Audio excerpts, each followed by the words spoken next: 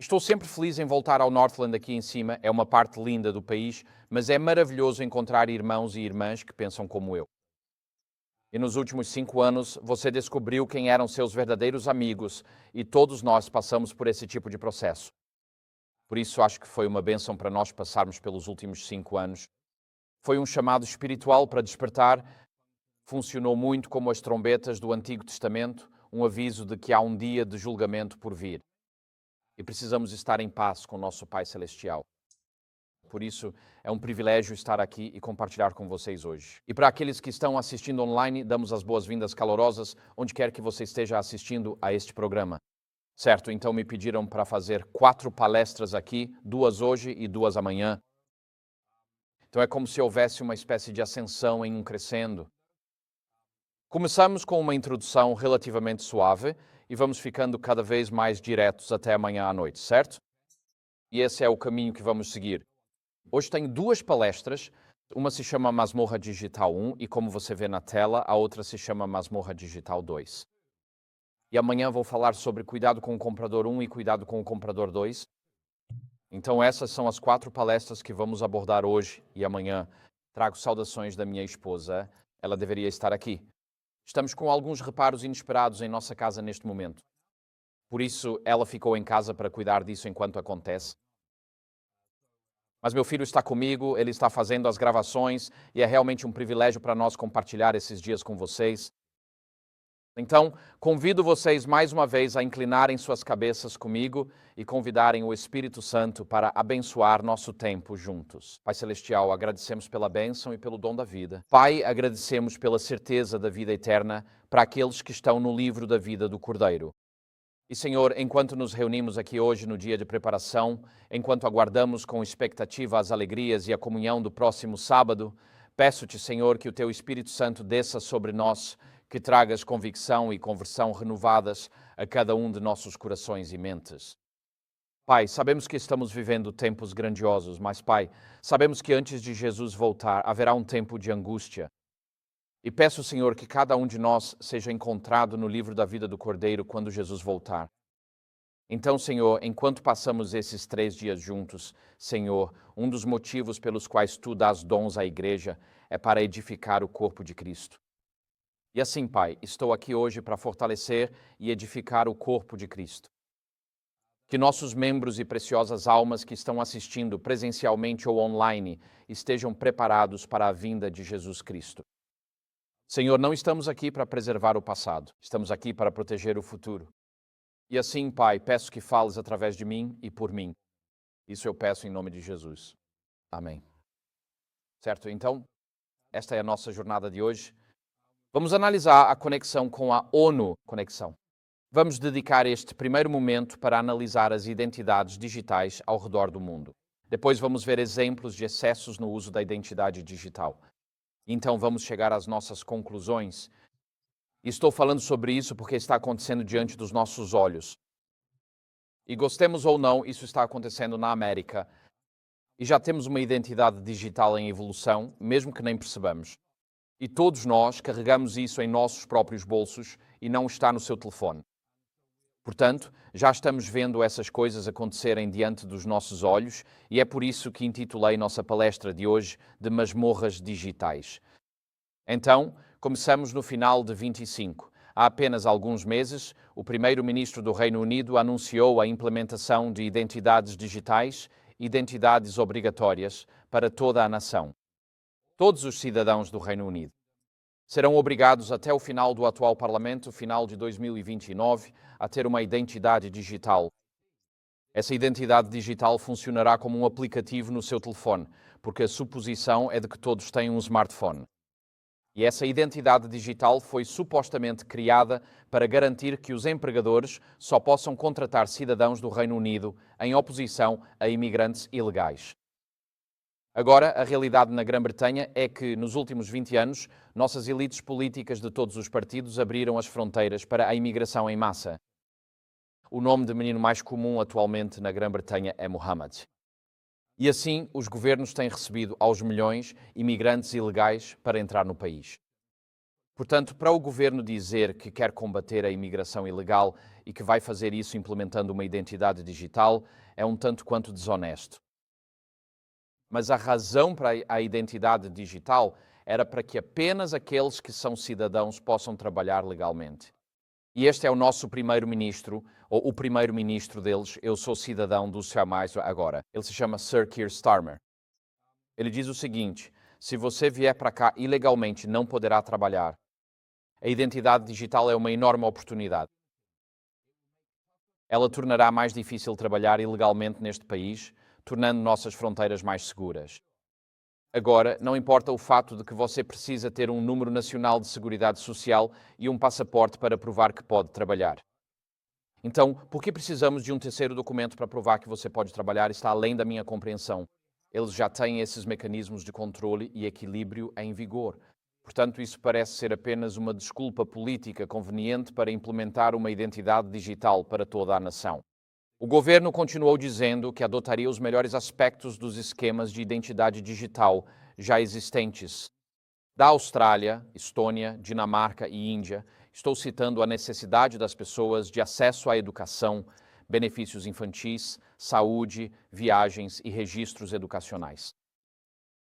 E qual foi a resposta? Houve um alvoroço em todo o Reino Unido.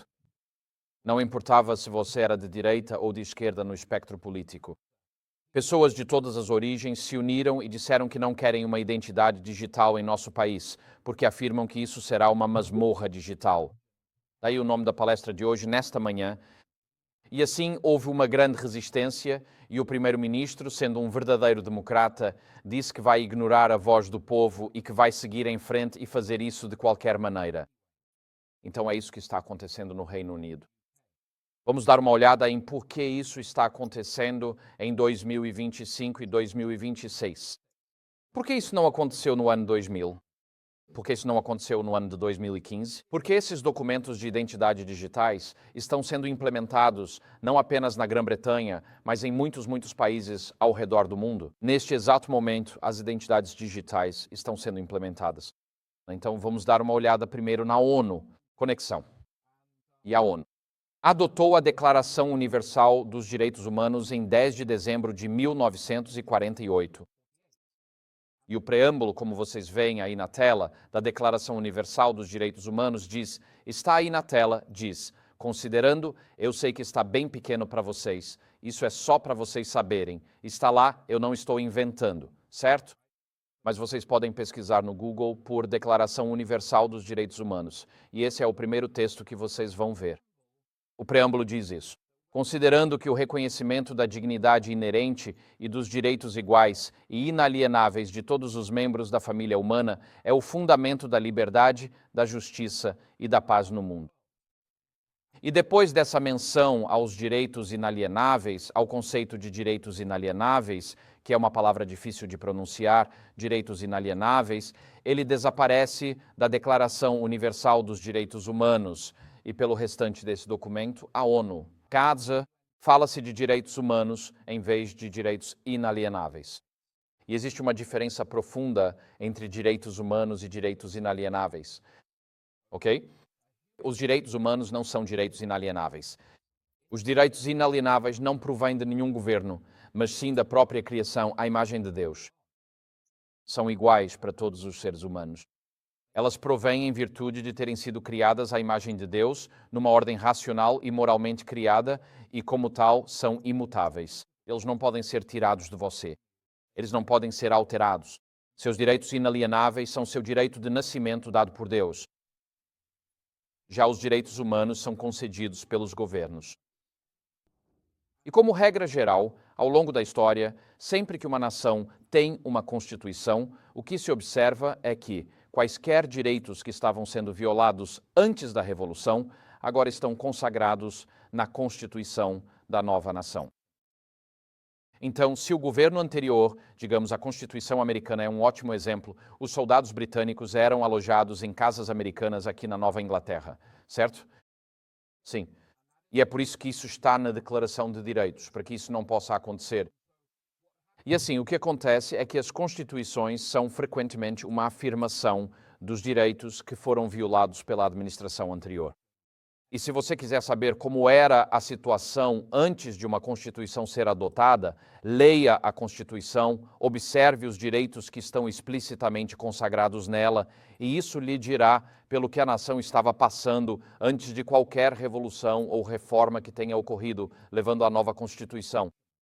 Aqui nos Estados Unidos, temos a Declaração de Independência, e é isso que está escrito lá desde 4 de julho de 1776. Diz: consideramos estas verdades como evidentes por si mesmas, que todos os homens são criados iguais, que são dotados pelo seu Criador de certos direitos inalienáveis. E eu sempre me perguntei, qual é a diferença entre direitos inalienáveis e direitos inalienáveis? Acho que é a mesma coisa. Nunca encontrei uma boa explicação para o porquê.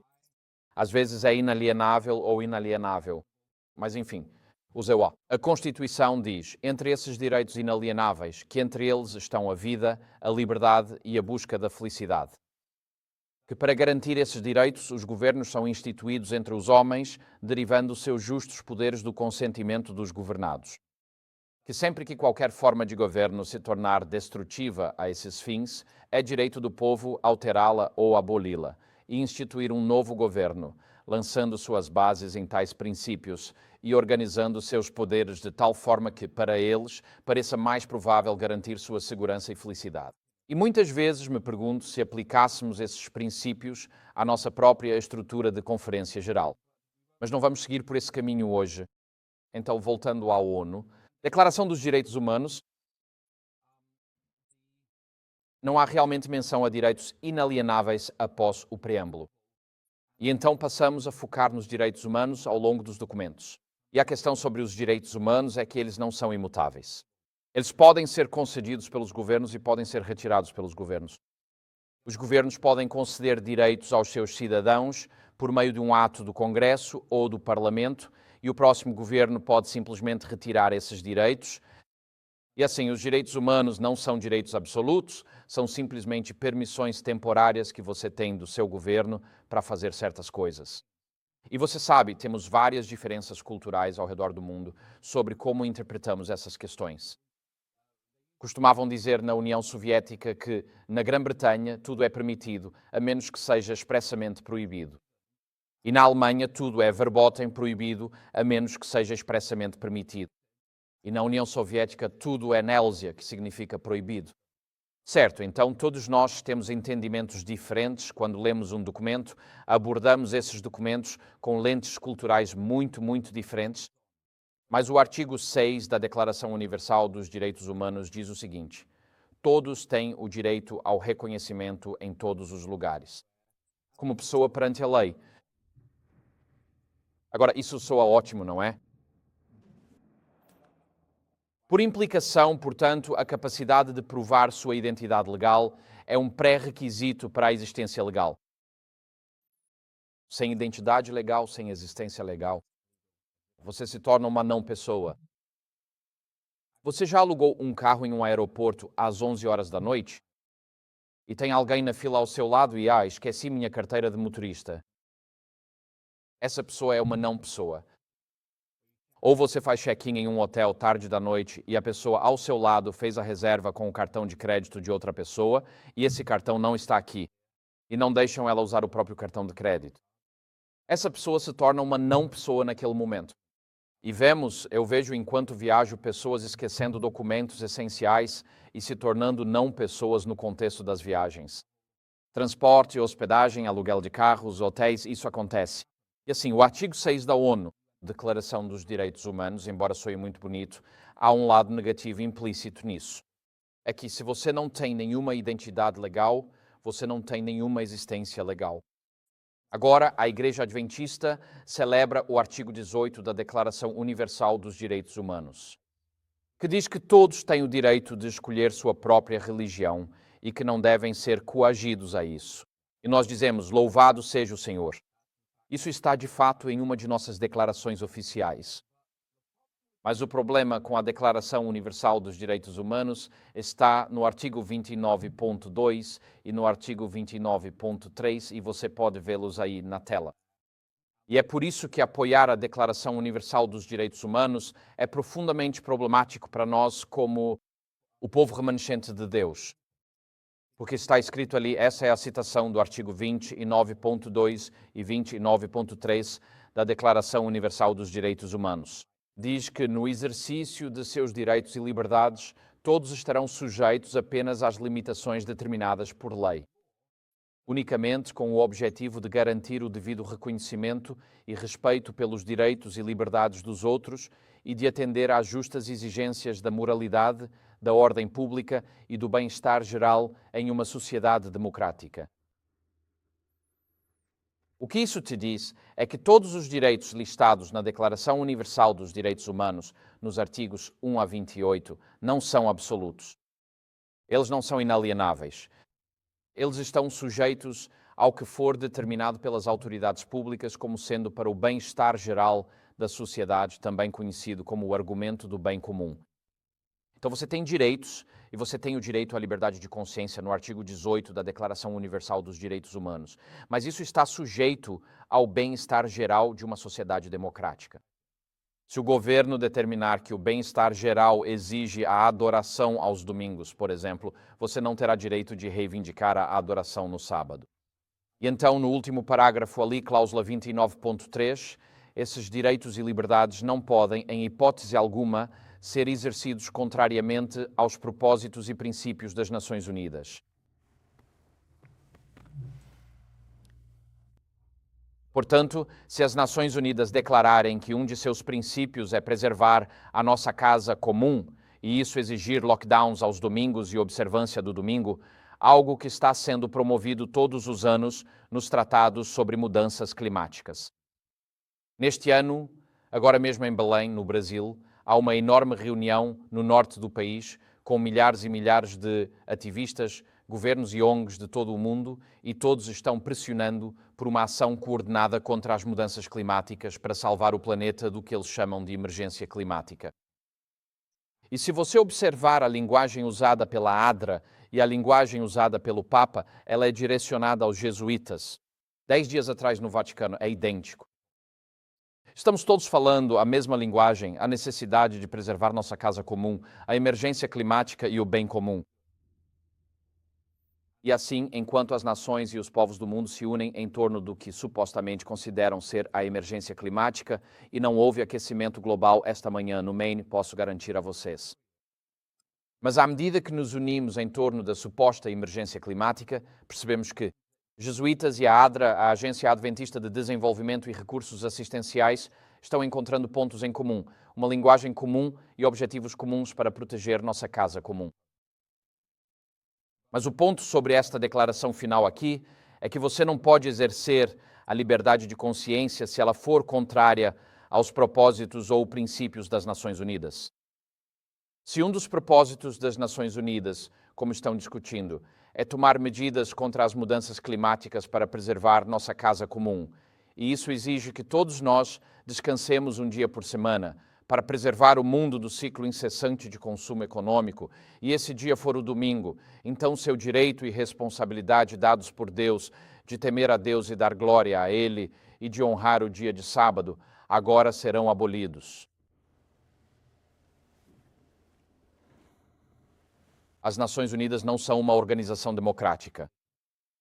Em termos simples, só nos é permitido exercer nossos direitos, de acordo com as determinações dos governos, governos internacionais ou organizações intergovernamentais como a OMS e outros atores globais e das Nações Unidas. Direitos inalienáveis são mencionados no preâmbulo da Declaração dos Direitos Humanos, mas não aparecem depois disso. O que a ONU chama de direitos, na verdade, não são direitos. São meramente permissões temporárias que podem ser revogadas a qualquer momento. Caso o que você deseje fazer entre em conflito com o que o regime de governança global chama, entre aspas, de bem-estar geral de uma sociedade democrática, ou vá contra os próprios propósitos e objetivos declarados da ONU. Então, em 2013, a ONU publicou uma declaração sobre seu papel de fornecer um novo regime de governança global para todo o mundo. E em 2013 foi isso que as Nações Unidas declararam. Disse que a parceria pode promover um regime de governança global mais eficaz, coerente, representativo e responsável.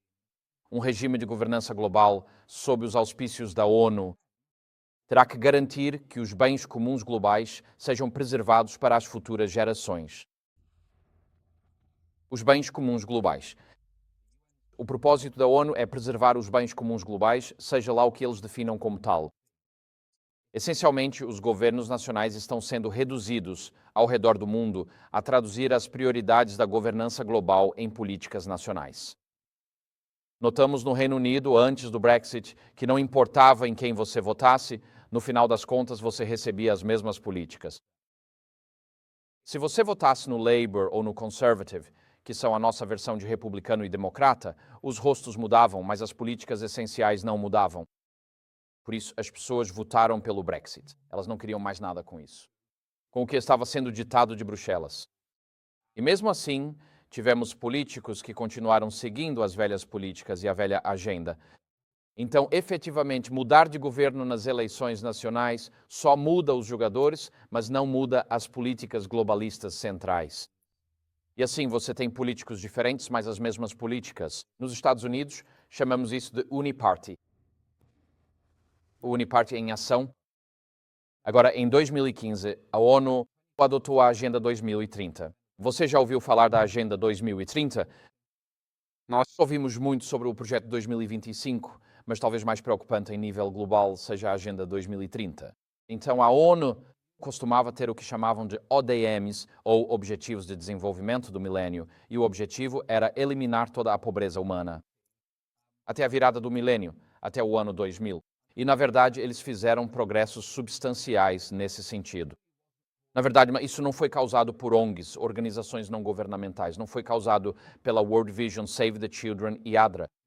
O que tirou mais pessoas da pobreza do que qualquer outra coisa foi um bom governo. Governo para o povo e crescimento econômico ao redor do mundo.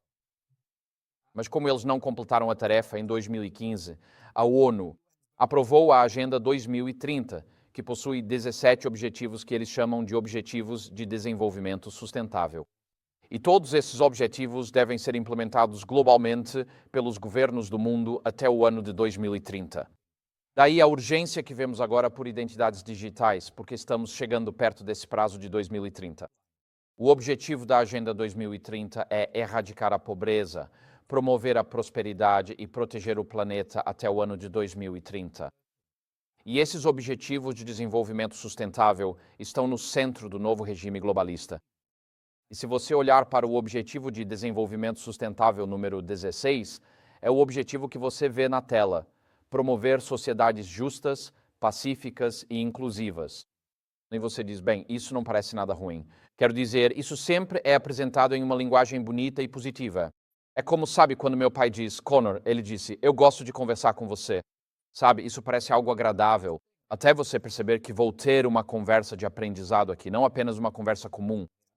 Mas quando você olha para as metas específicas dos Objetivos de Desenvolvimento Sustentável, 16.9, você as vê aí na tela. Isso foi retirado do site da ONU, do site ali.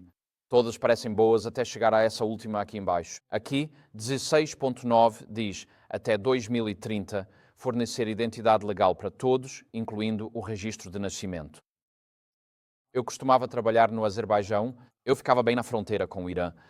E lá, nas montanhas altas, havia muitas comunidades e elas eram absolutamente empobrecidas. E quando as crianças nasciam, o sistema de saúde era tão corrupto que, se seu filho nascesse, você tinha que pagar um suborno ao cartório para obter a certidão de nascimento. E como muitas famílias eram muito pobres, elas escolhiam apenas um filho para obter uma certidão de nascimento. E sem certidão de nascimento, você não tinha identidade legal. Sem certidão de nascimento, seu filho não poderia ser matriculado em nenhuma das escolas da região. Sem certidão de nascimento, você não poderia ir para a faculdade. Você não existia legalmente. Então, o que se via eram crianças nas montanhas crescendo sem existir legalmente. Eram pessoas inexistentes que nunca poderiam acessar saúde, educação, transporte, viajar, aposentadoria ou qualquer tipo de benefício social dentro do seu país. E então percebi, todos aqueles anos atrás, que ter documentos legais, ter uma identidade legal, é algo extremamente importante. Nós damos isso como certo até vermos pessoas vivendo sem isso. Então vocês veem agora na tela, coloquei aqui de forma um pouco mais clara, aqui está o objetivo da ONU. O Objetivo de Desenvolvimento Sustentável 16.9, fornecer identidade legal para todos, incluindo o registro de nascimento. E então, o indicador que o acompanha é este. Diz que a proporção de crianças menores de 5 anos, cujos nascimentos foram registrados junto à autoridade civil por idade. E a meta é que 100% das crianças menores de 5 anos estejam registradas junto a uma autoridade civil. Agora, isso parece inofensivo, mas não é. Porque logo após votar os Objetivos de Desenvolvimento Sustentável e a Agenda 2030, meses depois, a ONU, a Aliança ID 2020, votou. Foi criada no final de 2015 com o objetivo de implementar um sistema global de identidade digital para atingir as metas de desenvolvimento sustentável, 16,9. E até 2030, esse era o propósito declarado da Aliança Agenda ID 2020. A Aliança tem como objetivo facilitar a expansão de um sistema de identidade digital seguro, verificável e persistente, em consonância com os Objetivos de Desenvolvimento Sustentável acordados pelas Nações Unidas. Se você quer saber se a ONU está promovendo identidades digitais em nível global, com certeza está. Chama-se Aliança ID 2020 e essa aliança é uma mistura de grandes empresas de tecnologia do mundo todo, contratadas de defesa, agências da ONU, governos e bancos, todos colaborando na Aliança ID 2020 para implementar identidades digitais. No momento, eles estão fazendo isso caso a caso ao redor do mundo. E o que eles estão fazendo é escolher a dedo os países mais difíceis do mundo para implementar isso, para que possam aprender as lições. E assim que aprenderem as lições, vamos chegar a alguns exemplos específicos em um minuto, então eles saberão como implementar para todo o resto. Então, esse esquema de identidade digital, só para entender exatamente do que estamos falando, a Microsoft está envolvida nesse programa. Eles fazem parte da Aliança ID 2020. E a beleza da internet é que nada pode ser escondido. E existem certos mecanismos de busca onde você digita o nome do site que deseja. E a data, e a hora, e o ano, e o dia, e o mês de quando ele estava online. E ele te leva de volta ao que estava lá naquele momento. Então, as pessoas podem mudar o site de hoje, mas com a internet você pode voltar e ver o que estava escrito ontem ou há 6 meses. E em um desses sites você pode voltar e olhar para o... Este é um grupo de chat interno dentro da Microsoft. E eles estavam discutindo o que significava para a Microsoft participar da Aliança ID 2020. E nesse blog de discussão interna é isso que o texto diz. Este é o final desse artigo. Diz assim: à medida que mais e mais transações se tornam digitais por natureza e são construídas em torno de um único padrão global de identificação, apoiado pela Microsoft, a questão de quem irá governar essa comunidade e economia global em evolução se torna relevante, né? Especialmente porque os participantes do sistema não poderiam comprar ou vender bens ou serviços. Então aí está, preto no branco, vindo da Microsoft. Eles entendem as implicações de que, se você não participar do plano de identificação digital que está sendo implementado globalmente, você não poderá comprar nem vender. Você será legalmente um não cidadão. É isso que vai acontecer. Então, essas identidades digitais, teoricamente, vão lhe fornecer uma identidade legal. Teoricamente, dando-lhe acesso à saúde, educação, viagens, moradia, seguro-desemprego, aposentadoria, previdência social, benefícios do Medicaid, Medicare, acesso ao sistema judiciário e outros benefícios fornecidos pelo seu governo. Mas a falta de uma identidade digital aprovada, ou se você for desligado do sistema, isso fará de você uma não-pessoa, legalmente inexistente, e irá excluí-lo de todo acesso a serviços do governo ou do setor privado. Então, agora temos sua atenção nesta manhã? Sim, espero que tenhamos sua atenção. Agora, ainda não há um plano para transformar isso em um sistema único de identidade digital implementado globalmente. A palavra-chave é interoperável. E o que está acontecendo é que cada governo está desenvolvendo seu próprio sistema de identidade digital que se aplica ao seu país, então você vê a face disso. Mas a arquitetura por trás significa que, se você viajar dos Estados Unidos para a Tailândia, a identidade digital pode ser lida na Tailândia, eles sabem quem você é e vice-versa. Por isso, eles chamam de interoperável, para que onde quer que você vá no mundo, sua identidade nacional seja registrada e reconhecida naquele país. Então, por exemplo, a União Europeia acabou de anunciar que americanos que vão para a América, a partir do ano que vem, viajar da América para a União Europeia exigirá uma identidade digital. Uma identidade digital americana será funcional na Europa. Então, você vê essas restrições começando a surgir. Durante a pandemia, descobri que havia muitas brechas, uma das quais era, depende de quem você voa como. E se eu tivesse voado para a Alemanha, como fiz, ou para a França, América ou Grã-Bretanha durante a pandemia, se eu tivesse voado como cidadão americano, eu teria o acesso negado porque eles exigiam um passaporte dos imões. Cidadãos deverão ser vacinados para poderem viajar para a Europa.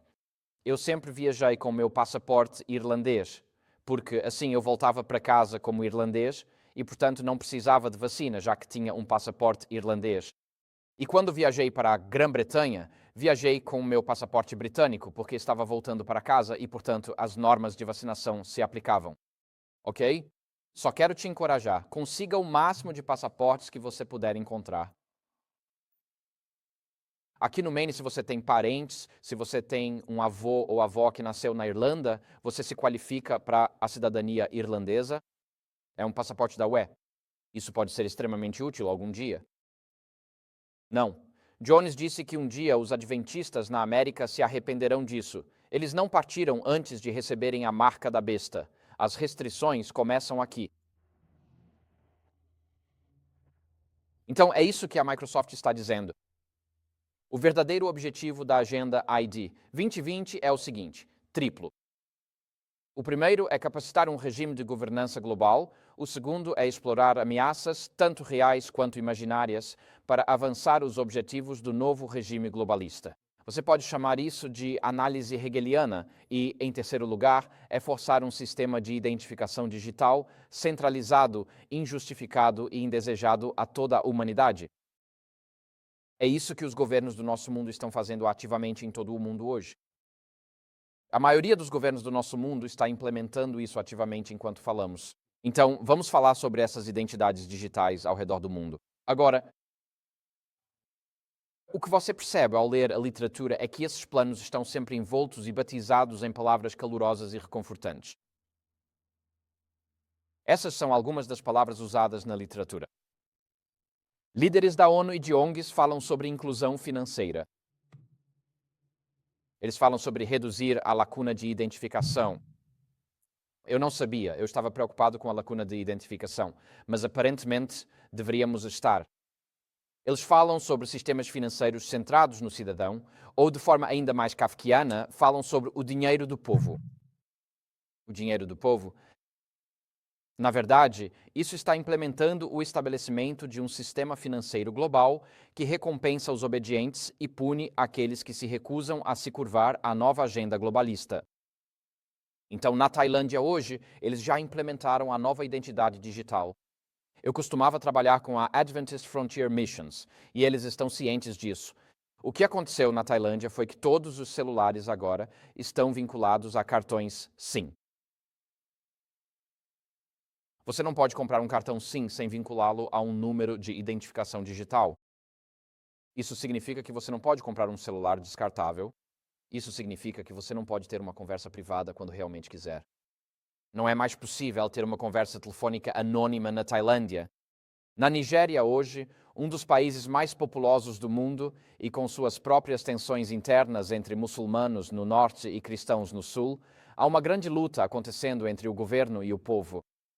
E eles lançaram sua própria moeda digital, a moeda digital do Banco Central, chamada Naira, e implementaram identidades digitais para toda a nação, e há uma enorme resistência na Nigéria por parte das pessoas que não querem as identidades digitais nem a moeda digital.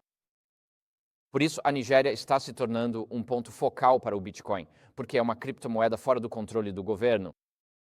E assim, hoje a Nigéria é um hotspot de Bitcoin. E o México, com seus problemas com os cartéis e tudo mais, acabou de firmar um acordo com o Banco Mundial para implementar um novo sistema de identificação digital até o final de 2026. E o acordo é que, no México, ninguém pode ser empregado sem ter uma identidade digital que comprove sua elegibilidade para o trabalho. E nenhum empregador, incluindo a Igreja Adventista, estará isento da exigência de verificar no sistema de identificação digital. Então, isso está sendo implementado em países como Nigéria, Tailândia e México. E como eu disse antes, eles não estão escolhendo os países fáceis para implementar. Eles estão implementando nos países mais difíceis, onde há um governo central mais fraco, porque estão aprendendo as lições para que possa ser implementado em outros lugares. No Reino Unido, as autoridades fiscais, em parceria com a nova iniciativa de identificação digital, estão redesenhando seus sistemas.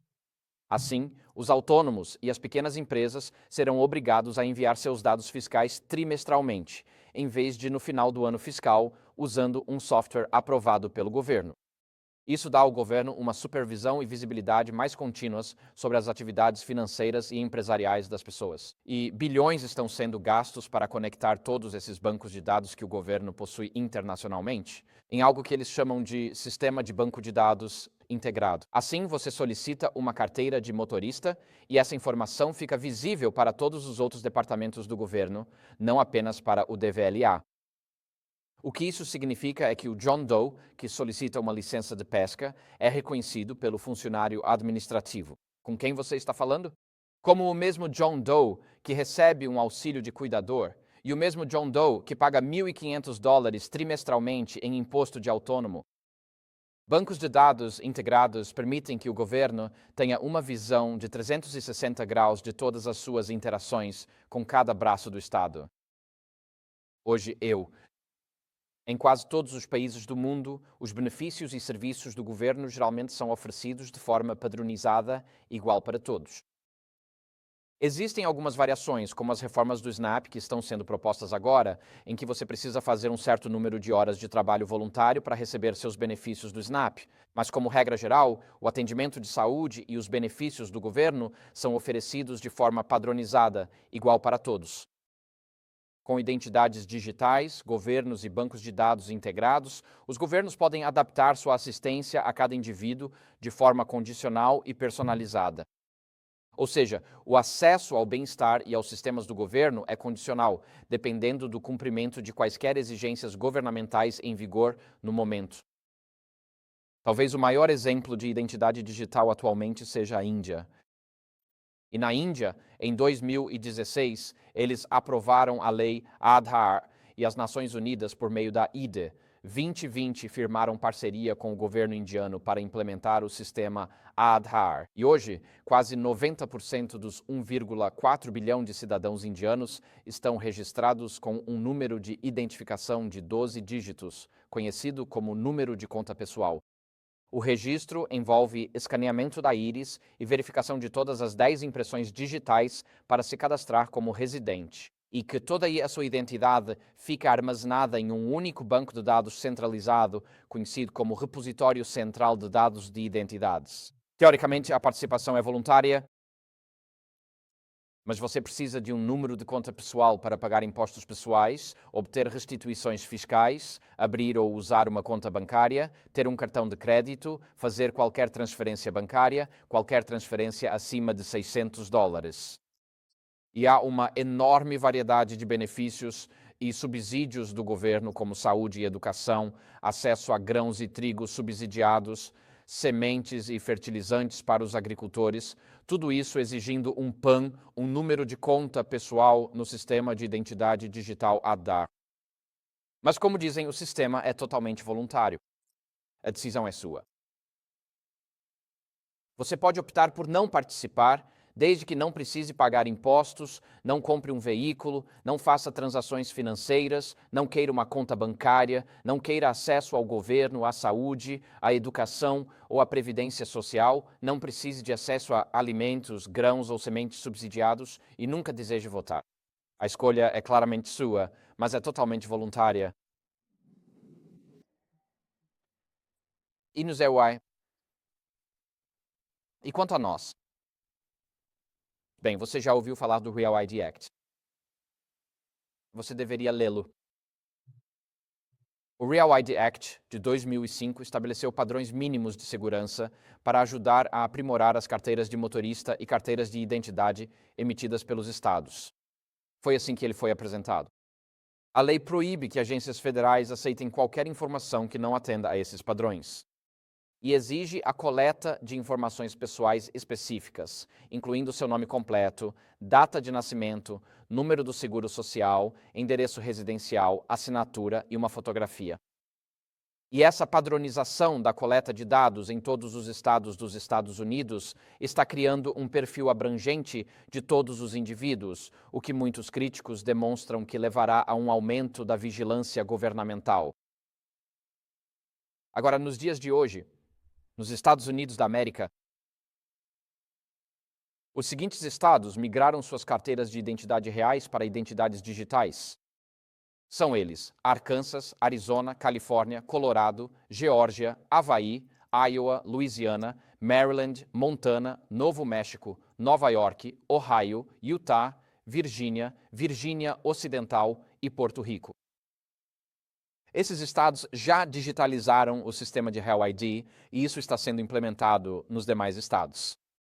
E como muitos estados não quiseram fazer isso de 2005 a 2020, quando o CARES Act foi aprovado no início da pandemia em 2020, a administração Trump deu força ao CARES Act, exigindo que os estados se adequassem a esse programa de Real ID.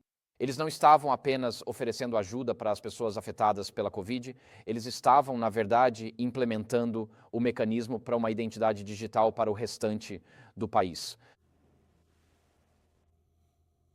Então,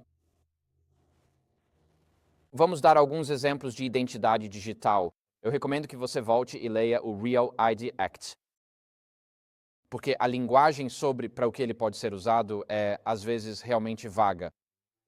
Algo como o que quer que o secretário de Estado exigir. Quero dizer, é incrivelmente amplo.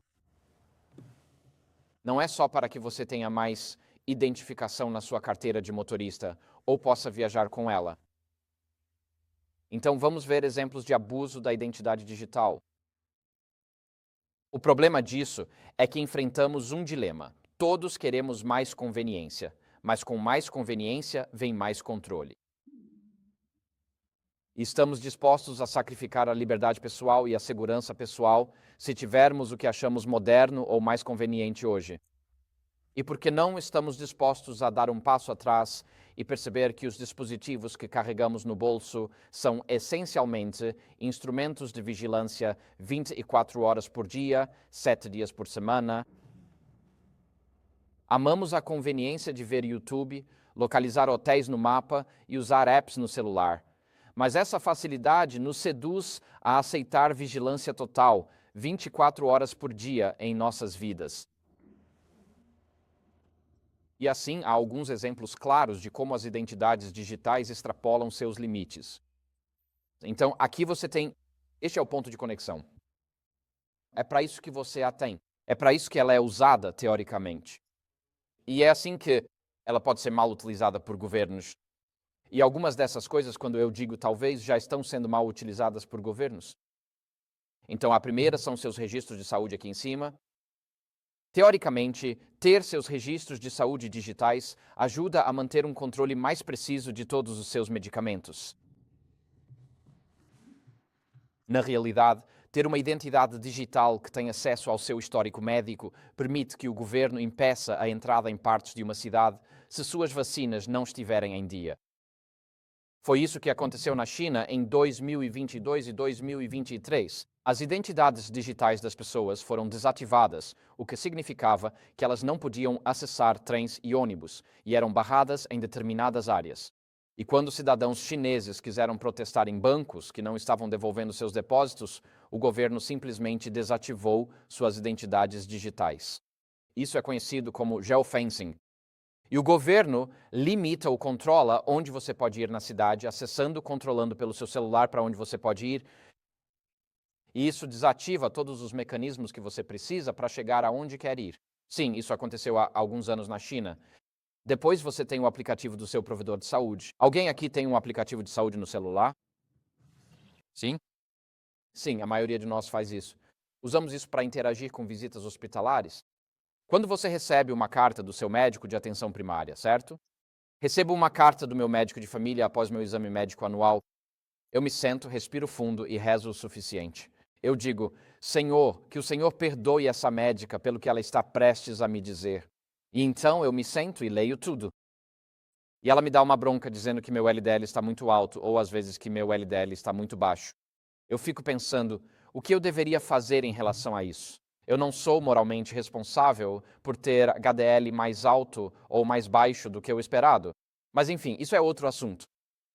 Usamos nossos aplicativos para interagir com nossos profissionais de saúde. Gostamos da praticidade, mas assim como acontece com aplicativos de prontuário médico, o aplicativo do seu provedor de saúde pode ser usado para limitar o acesso a certos recursos prejudiciais ou a determinadas partes da cidade. De novo, foi isso que aconteceu na China. Agora estão surgindo aplicativos de supermercado. Você usa algum aplicativo de supermercado? Você comprou online no Walmart durante a pandemia?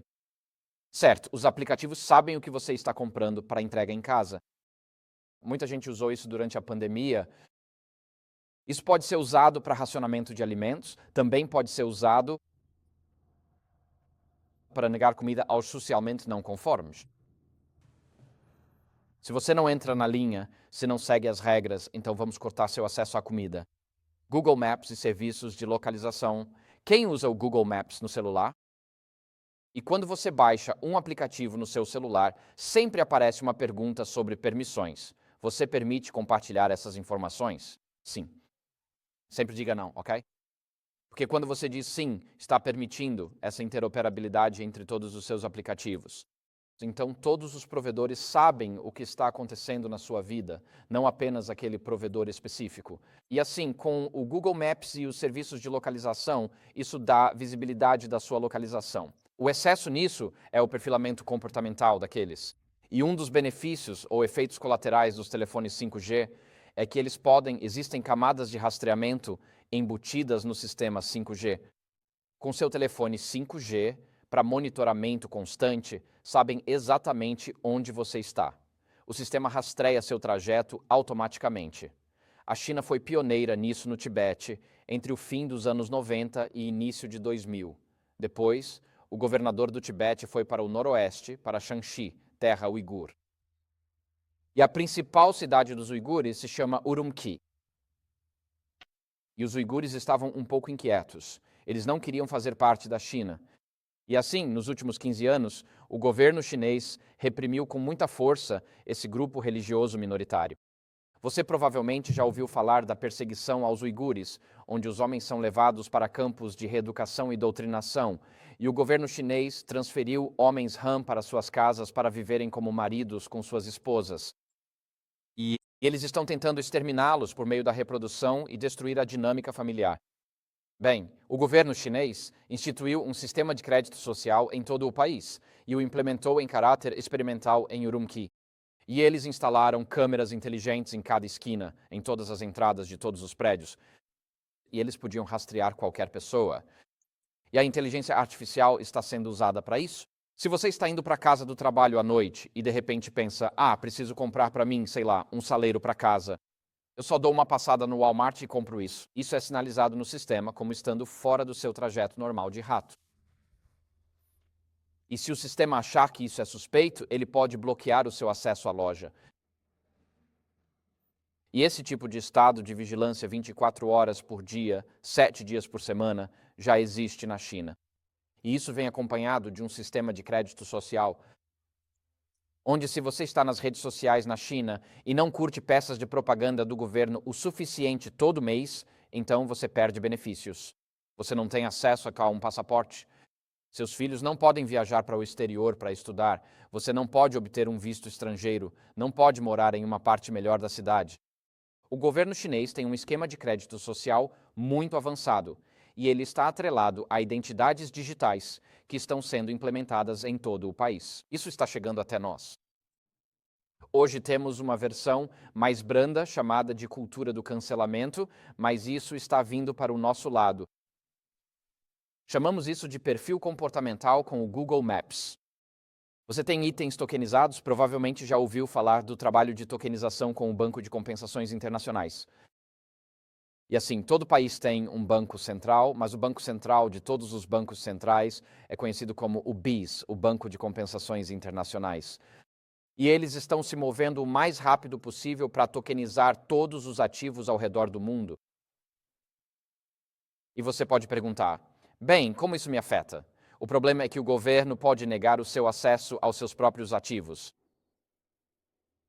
Hoje em dia, você pode comprar um carro novo e ele pode ser desligado remotamente. Você pode comprar uma propriedade e depois ser impedido de acessá-la pelo governo através de uma ordem judicial, porque eles sabem exatamente qual propriedade você possui, tudo está detalhado. Na verdade, com um programa de digitalização. 2 semanas atrás, eu estava conversando com um homem no Canadá que está gerenciando parte da implementação do CBDC do governo canadense.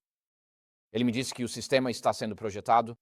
Assim, com o toque de um botão, os ativos de alguém podem ser simplesmente transferidos para outra pessoa na blockchain. E você pode perder tudo o que possui com o toque de um botão. Então você tem suas câmeras. Todo mundo gosta das câmeras em seus celulares. Sim, essas câmeras são coisas legais. Mas elas também podem tirar fotos e também podem ver o que você está vendo. Elas também podem ser usadas para monitorar por onde você anda e o que faz nesses lugares.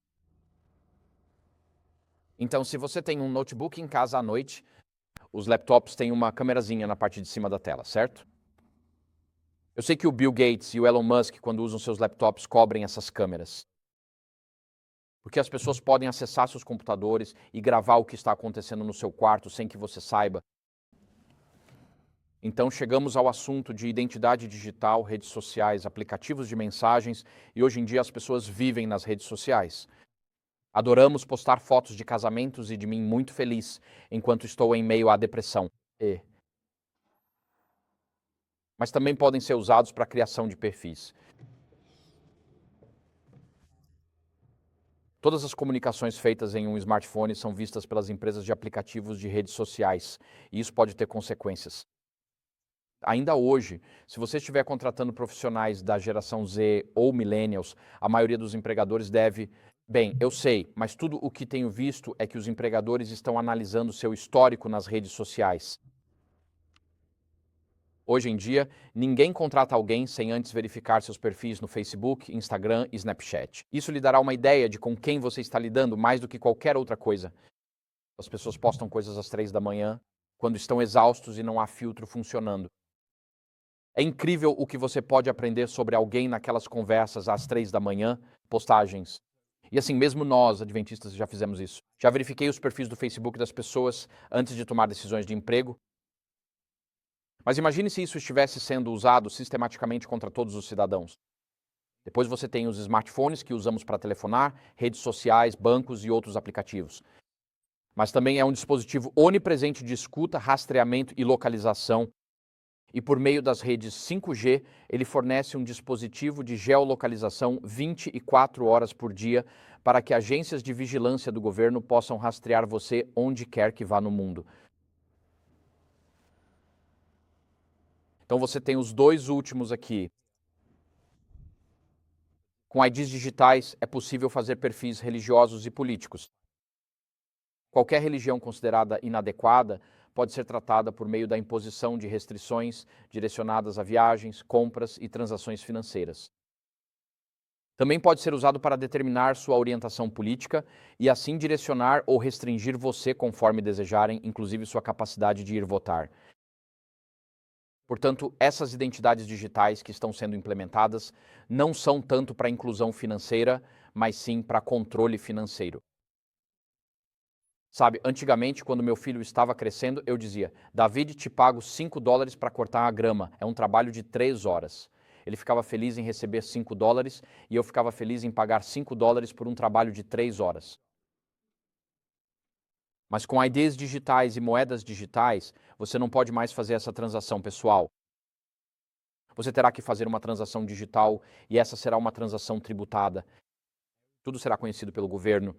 Nada fica fora do sistema e você basicamente perde toda a privacidade pessoal. A questão central aqui com as ideias digitais é a capacidade dos governos de fazerem perfis pessoais. Não é papel ou direito do governo saber todos os aspectos da sua vida. Um governo limitado sustenta a existência de um governo moralmente autorregulado. A parte mais violenta da América hoje são nossas prisões. E quanto mais restrições governamentais você impõe a um homem, como em uma prisão de segurança máxima, mais você reduz sua capacidade de agir como um agente moral. Quando tudo é controlado e cada decisão é tomada por você, você é reduzido à condição de um animal, e os homens se comportam como animais nessas prisões. E quando o governo reduz seus controles sobre a cidadania, aumenta a nossa capacidade de tomar decisões morais e agir como seres morais e viver em harmonia com nossa consciência.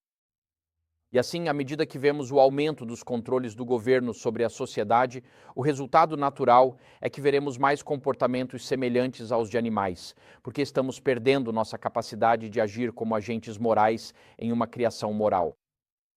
As identidades digitais permitirão que o governo mapeie todos os aspectos da sua saúde, seus hábitos pessoais, todas as suas finanças, seus interesses pessoais, cada aspecto da sua história pessoal, toda a sua participação em redes sociais, seus valores e aspirações, sua fé religiosa, suas opiniões políticas e todas as suas vulnerabilidades pessoais.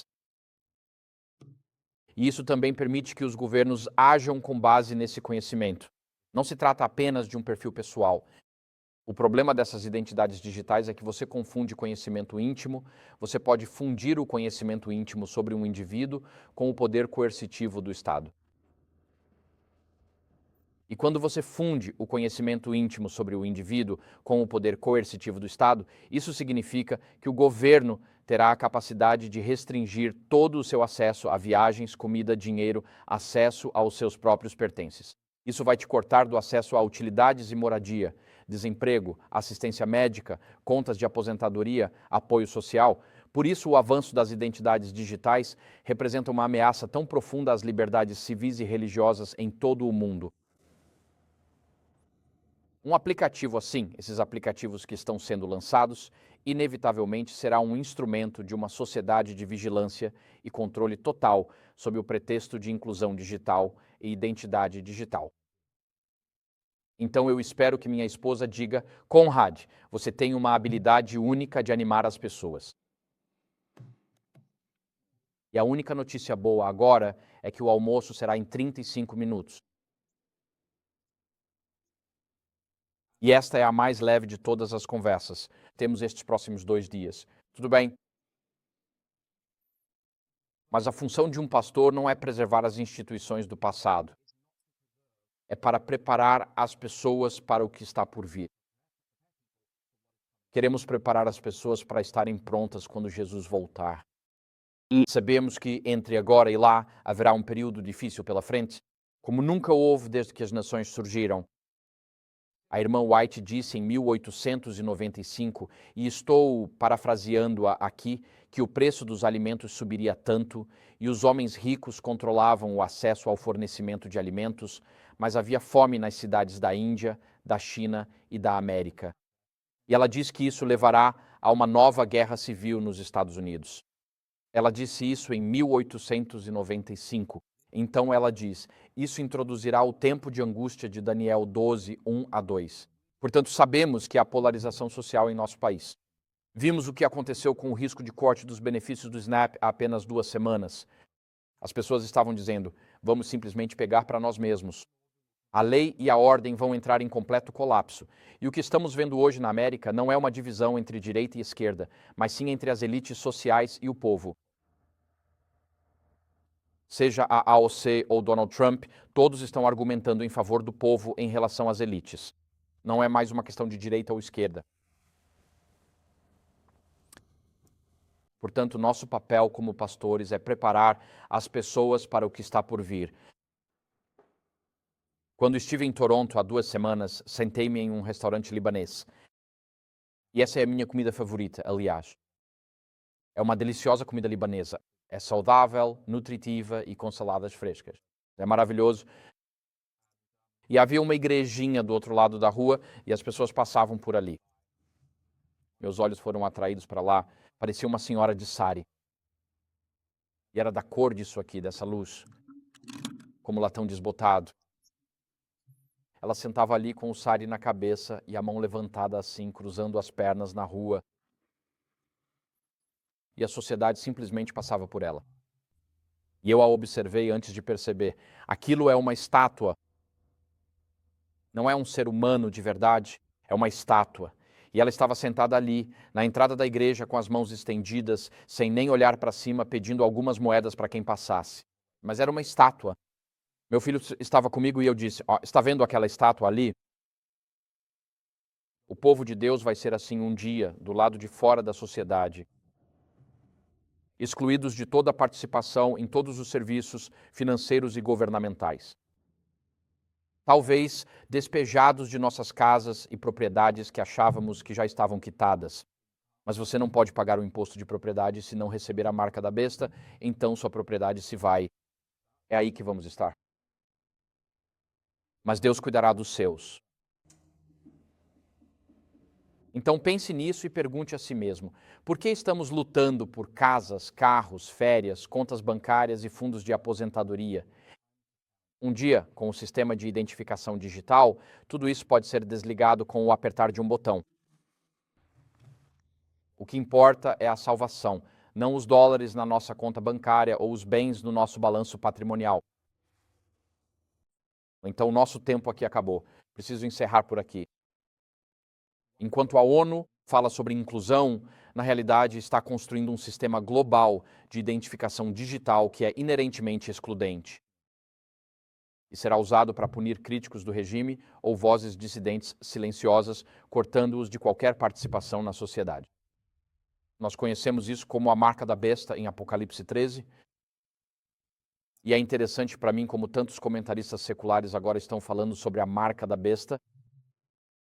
Políticos, comentaristas, jornalistas estão olhando novamente para Apocalipse 13.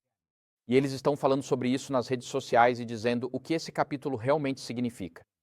Se alguma vez houve um momento para falarmos sobre a marca da besta e a mensagem do terceiro anjo, esse momento é agora. Porque as pessoas entendem que algo está para acontecer em nosso mundo, algo como nunca vimos antes. Os mecanismos digitais para a imposição, o mecanismo digital para uma imposição da marca da besta está sendo construído diante dos nossos próprios olhos. O impulso por identidades digitais que estamos testemunhando hoje em todo o mundo permitirá que as CBDCs e um regime de vigilância 24 horas de rastreamento e monitoramento sejam implementados globalmente. Isso levará à coerção, seja de consciência ou de atividade econômica. Então, hoje mesmo, usei a imagem do capítulo 3 de Daniel, essa imagem que você vê na tela, e de certa forma estamos na mesma situação. Daniel 3, versículo 1 diz: O rei Nabucodonosor fez uma estátua de ouro cuja altura era de 60 côvados e cuja largura era de 6 côvados. Ele a colocou na planície de Dura, na província da Babilônia. Fim da citação. Agora, assim como o sistema de identidade digital de hoje, a estátua não apareceu da noite para o dia. Ela foi construída dia após dia, e Sadraque, Mesaque e Abednego podiam vê-la sendo erguida. E eles sabiam disso. Os convites haviam sido enviados pelos mensageiros para todas as regiões do Império Babilônico, convidando todos os líderes a comparecer. Eles sabiam o que estava por vir. Eles provavelmente viram as fornalhas sendo construídas ao lado daquela estátua. Isso não foi feito em segredo, foi feito abertamente. E isso significa que eles tiveram tempo para decidir com antecedência qual seria a resposta deles. Por isso prego isso hoje, para que comecemos a tomar essa decisão antecipadamente. Pelo que nós defendemos, o que é mais importante para nós. O que estamos dispostos a perder ou sacrificar neste mundo para garantir que permaneçamos no próximo. A estátua não foi construída da noite para o dia. Então, aqueles 3 jovens hebreus já haviam decidido, à medida que a estátua era erguida, como responderiam à coerção da consciência e à falsa adoração que seriam impostas quando a estátua estivesse completa. O rei, o arauto, proclamou em alta voz em Daniel 3, 4 a 6.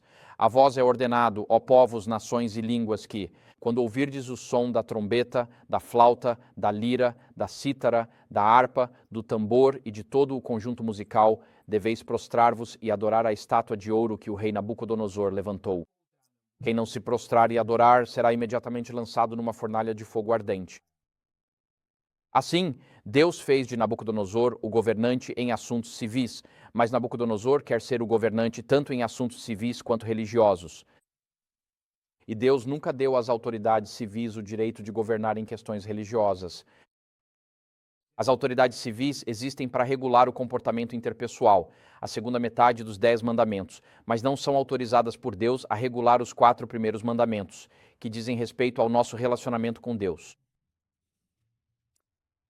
Daniel, Sadraque, Mesaque e Abednego responderam ao rei: Ó Nabucodonosor, não precisamos nos defender diante de ti quanto a este assunto. Por quê? Porque somos responsáveis diante de Deus, não diante de você. A palavra Daniel significa Deus é o juiz, não Nabucodonosor. Quando você defende o que é certo, não precisa se justificar diante das autoridades civis. Você é justificado diante de Deus e Ele é o nosso juiz. Mas o texto continua dizendo: se o nosso Deus, a quem servimos, quiser livrar-nos da fornalha de fogo ardente, e das tuas mãos, ó rei, que ele nos livre. Mas se não, fique sabendo, ó rei, que não serviremos aos teus deuses e não adoraremos a estátua de ouro que levantaste. Eles observaram um sistema de coerção sendo construído e tomaram sua decisão antes que o momento da verdade chegasse. Eles estavam prontos para perder tudo em vez de desobedecer a Deus. Eles escolheram honrar a Deus e seus mandamentos acima das ordens dos homens, não importando as consequências. Eles estavam dispostos a aceitar a cultura do cancelamento, a demissão, a humilhação e até a execução em público. Eles estavam prontos para se tornarem pessoas inexistentes, rejeitadas por seu governo global, que certamente havia se voltado contra eles, e serem lançados na fornalha ardente. E naquele momento, na fornalha ardente, Jesus nunca esteve tão próximo daqueles discípulos quanto naquele instante. Como vamos sobreviver como pessoas inexistentes, excluídos de tudo o que este mundo tem a oferecer? Vamos reivindicar a promessa de Jesus em Mateus 28, 20. E eis que estou convosco todos os dias até a consumação dos séculos. Quando os discípulos vieram a Jesus em Mateus 24 e perguntaram: Dize-nos, quando acontecerão essas coisas, a destruição do templo, e qual será o sinal da tua vinda e do fim dos tempos? No final ali, Jesus conclui sua resposta em Mateus 28, dizendo: Aconteça o que acontecer entre a queda de Jerusalém e a segunda vinda de Cristo, eu sempre estarei com o meu povo de forma pessoal.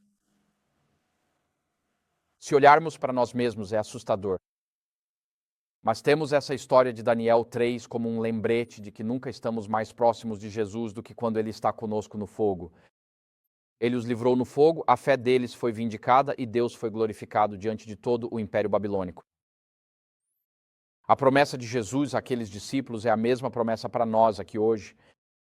E eis que estou convosco todos os dias até o fim dos tempos. Portanto, não se curve diante dos homens, curve-se diante de Deus. Não defenda o erro, defenda a verdade. Não se contente com o hoje quando a eternidade está em jogo.